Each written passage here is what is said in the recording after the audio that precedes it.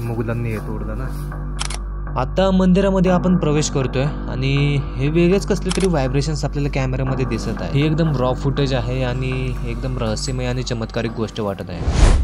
तर फिरता मयूर एकदा फिरता फिरता गेला होता बुलेश्वरला, पण इथे आल्यावर आपला जरा मूडच खराब झाला, कारण नंतर समजले की इथे जर मंदिरात ड्रोन शूटिंग करायचे असेल तर पुरातत्व विभागाची परवानगी घ्यावी लागते आणि शिवाय ऑफ सीझन असून थोडीशी गर्दी होती। आणि मग आम्हाला समजले की इथूनच 16 किलोमीटर दक्षिणेला एक मंदिर आहे जे की भुलेश्वरपेक्षा 2000 वर्षे जुने आहे, ज्याला अर्थातच ऐतिहासिक वारसा जास्त लाभला आहे। आणि हे मंदिर म्हणजे श्रीकृष्ण स्थापित पांडेश्वर महादेव मंदिर। छोड़ दुनिया दर तेरे आया हूं मैं, तुझसे जो दूर था बेचैन था, घर लौट आया हूं मैं। ये आसमां है नीला नीला, धूप नरम लगे छूती नहीं है।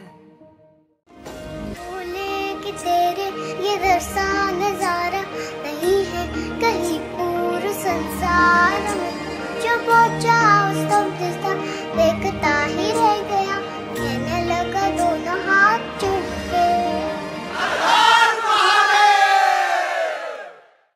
पांडेश्वरला जाण्यासाठी पुण्याहून 64 किलोमीटर अंतर असून भुलेश्वर मार्गानेच पांडेश्वरला यावे लागते। आणि जेजुरी पासून 12 किलोमीटर आणि मोरगाव पासून 13 किलोमीटर अंतरावर पांडेश्वर मंदिर आहे। सांगायला खरंच खूप वाईट वाटते की या मंदिराला एवढा पुरातन वारसा असून जागृत असून हे मंदिर दुर्लक्षित आहे। तर आम्ही असं का बोलतोय ते व्हिडिओ पूर्ण पाहून तुम्हाला समजेलच। हे पांडेश्वर महादेवाचे मंदिर सुमारे 3000 वर्षापूर्वी स्थापित केले आहे। पुढे चालुक्य राजवंशाच्या काळामध्ये या मंदिराचे डागडोजे करून मंदिराला नवे रूप दिले। तसे हे 3 कालखंडात मंदिर बनवले आहे। आवारातच सहदेव, महाबली, भीम, धर्मराज, युधिष्ठिर यांची मंदिरं आहेत। आणि मंदिराच्या डाव्या बाजूला संपूर्ण पृथ्वी तलावरील एकमेव असे कुंती मातेचे मंदिर आहे।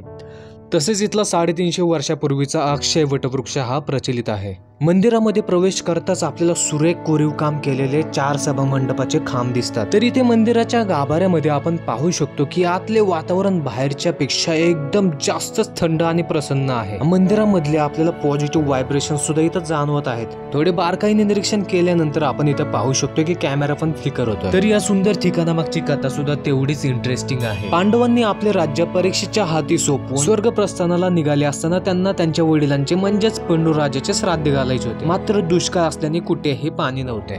तर धर्मसंकटात सापडलेल्या पांडवांनी श्रीकृष्णाकडून मदत मागितली। श्रीकृष्णाने सांगितल्याप्रमाणे अर्जुनाने चतुर्मुखामध्ये तपश्चर्या करत असलेल्या ब्रह्मऋषींच्या डोक्यावर त्यांचाच दिव्य कर्कमंडलू उलटा केला आणि त्या क्षणी त्या कर्कमंडलूमधून गंगा वाहिली आणि त्याच ठिकाणी आजच्या पवित्र करेचा उगम झाला। पण ब्रह्मऋषींची तपश्चर्या भंग झाल्याने ते अर्जुनाला श्राप देण्यासाठी त्याचा पाठलाग करू लागले। आणि मग श्रीकृष्णाने सांगितल्याप्रमाणे अर्जुन वाटेत बेलपत्र व अक्षता टाकत आला होता, त्यामुळे त्या जागी शिवलिंग तयार झाले।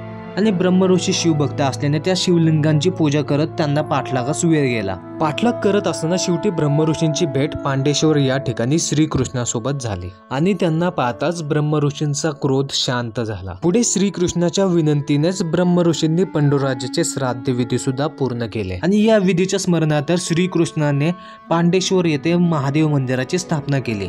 अशा प्रकारेच करा नदी काठी सासवडचे पंचलिंगेश्वर, नाझराचे नागेश्वर आणि पांडेश्वराचे महादेव मंदिर आहेत। आणि ह्या मंदिरातल्या मिनारापासून भुलेश्वर आणि मोरगावचे मयुरेश्वर मंदिर हे दोन्ही समान अंतरावर आहेत। आणि ह्या मंदिराचे बांधकाम 3 काळांमध्ये केले, त्याच्यामुळे ह्याला एक वेगळीच शोभा आणि अद्वितीयता प्राप्त झाली आहे। हे एक वेगळंच वैशिष्ट्य आहे। आणि इथे सर्व पांडवांची मंदिरं आहेत, पण अर्जुनाचे मंदिर मात्र इथून थोडेसे दूर नागेश्वर ह्या ठिकाणी आहे आणि ते पण आपण लवकरच एक्सप्लोर करू।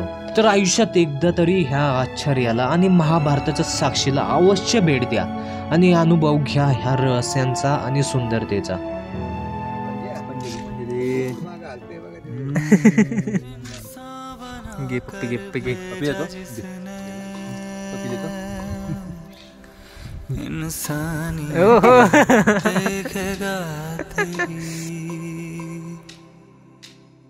आंखें मूंद के बैठा है पर नजरें हैं